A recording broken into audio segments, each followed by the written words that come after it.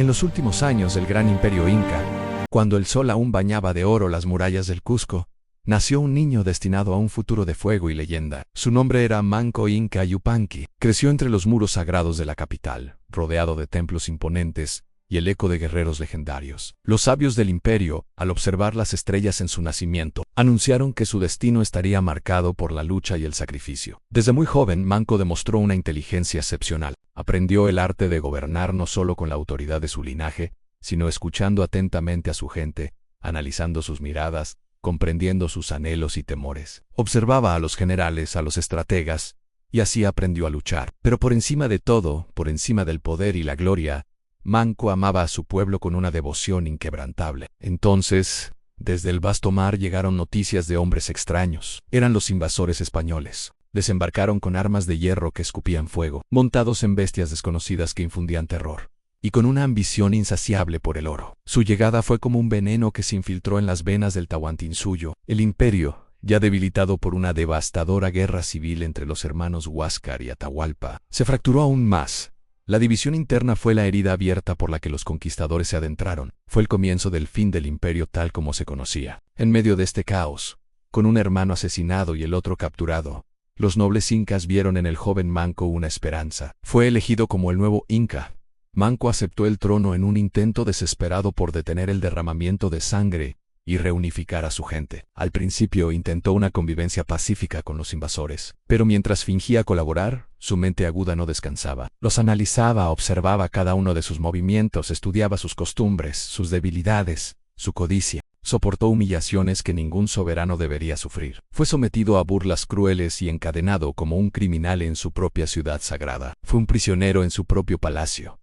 Pero en su silencio forzado, Manco no se quebró. Cayó y aprendió. Estudió cómo luchaban, cómo usaban sus caballos y sus armas de fuego. Memorizó sus tácticas, su arrogancia, observó al enemigo. Esperó pacientemente el momento perfecto para desatar la tormenta que había estado gestando en su corazón. Una noche, bajo el manto protector de la oscuridad andina, Manco Inca escapó del Cusco. Los montagas, antiguas guardianas de su pueblo, lo acogieron y lo protegieron. La gran rebelión no nació con un grito de guerra, sino en el silencio de la planificación, en la determinación de un líder que había sido humillado pero no vencido. Desde su refugio secreto convocó a los jefes y guerreros de todos los rincones del imperio. Su llamado resonó desde los valles hasta las cumbres más altas. Miles y miles respondieron. El deseo de libertad, la defensa de su tierra y sus dioses, los unía como un solo cuerpo, un solo espíritu. Antes de marchar sobre su amado Cusco, Manco tomó una decisión estratégica audaz. Dirigió a una parte de su ejército hacia la costa, hacia la recién fundada Ciudad de los Reyes, Lima, el nuevo corazón del poder español. Atacar Lima era golpear el símbolo de la dominación extranjera. La batalla por Lima sorprendió completamente a los españoles, que se creían invulnerables en su nueva capital. En medio del fragor del combate, Manco Inca realizó un acto que cambiaría la historia y la psicología de la guerra. Vio un caballo español sin jinete, la bestia que había sembrado el pánico entre sus guerreros. Sin dudarlo, saltó sobre su lomo y lo cabalgó con una destreza innata, lanza en mano. Fue el primer inca en montar a caballo. En ese instante rompió el mito, el terror que inspiraba la caballería española. Demostró a su gente que los invasores y sus animales no eran dioses, que podían ser desafiados, que nada era invencible. El Inca a caballo se convirtió en una leyenda viviente. El miedo, por primera vez, comenzó a cambiar de bando. La guerra por la reconquista había comenzado de verdad. Inés Huelas Yupanqui, esposa de Francisco Pizarro, envió mensajes a curacas aliados y pueblos enemigos del Cusco desde varios frentes. Atacaron al ejército inca. El ejército inca fue superado, y Manco Inca prefirió retirarse y dirigirse al Cusco. El sonido de miles de pututos y tambores de guerra sacudió los Andes.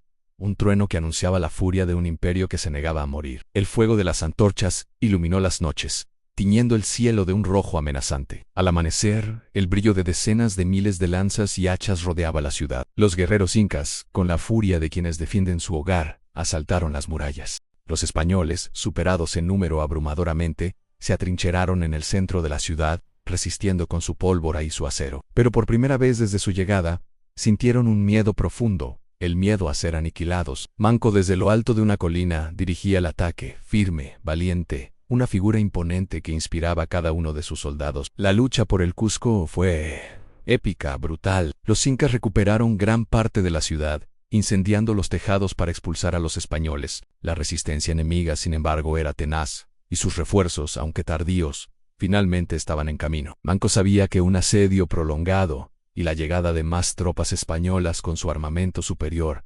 terminarían por diezmar a su ejército. Se enfrentó a una decisión terrible. Su mensaje a sus guerreros fue claro: el Cusco no caerá en mis manos para ser destruido. No dejaré que me capturen de nuevo para que se burlen de mí y de nuestro pueblo. Para salvar a su gente de una masacre segura, para preservar la semilla de la resistencia, ordenó la retirada. No fue una derrota, sino una decisión sabia y estratégica. El Inca se internó en la selva impenetrable, en la región de Antisuyo. Allí, en el corazón verde y salvaje de la selva alta, Manco Inca y sus seguidores llegaron a Vilcabamba. En este refugio natural, levantó un nuevo reino, un estado neoincaico. Era un reino pequeño en comparación con el vasto Tahuantinsuyo, pero era libre, orgulloso e indomable. Desde Vilcabamba, la resistencia se transformó. Manco se convirtió en un maestro de la guerra de guerrillas. Sus hombres atacaban sorpresivamente las caravanas españolas que transportaban tesoros, asaltaban las encomiendas y hostigaban las fortalezas enemigas. Manco se volvió una sombra esquiva,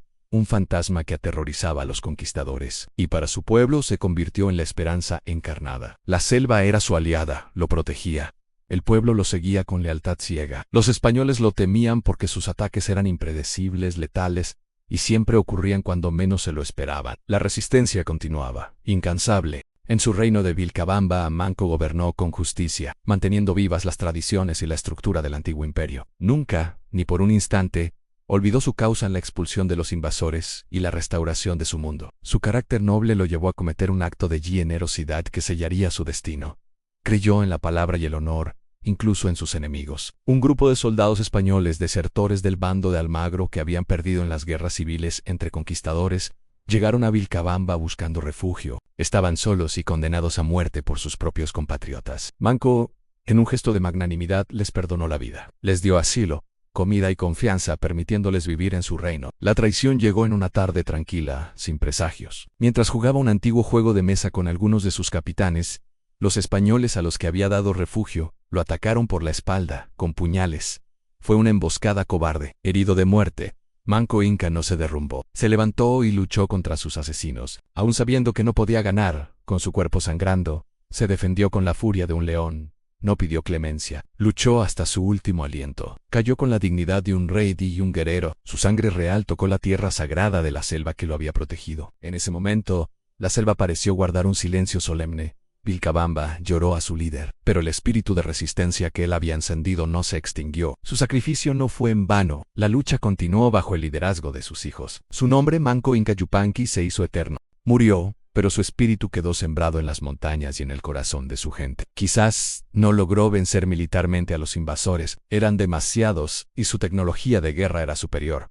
Pero Manco Inca nunca fue vencido en espíritu, nunca se rindió. Defendió su mundo, su cultura, su imperio, hasta el final. Hoy, su historia vive en la memoria de los Andes, susurrada por el viento que recorre las cumbres. Su legado es un pilar fundamental en la historia del Perú y de toda América. Manco Inca fue la encarnación de la rebelión, fue la personificación de la dignidad frente a la opresión. Fue y siempre será una leyenda eterna. Gracias por acompañarnos en este viaje a la historia. Si te ha gustado, no olvides suscribirte para descubrir más leyendas como esta.